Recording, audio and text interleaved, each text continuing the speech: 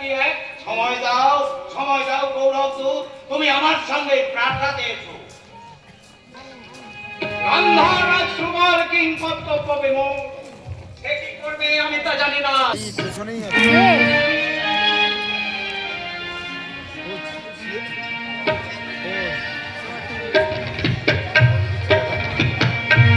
চোখে তার সাগর ছোটে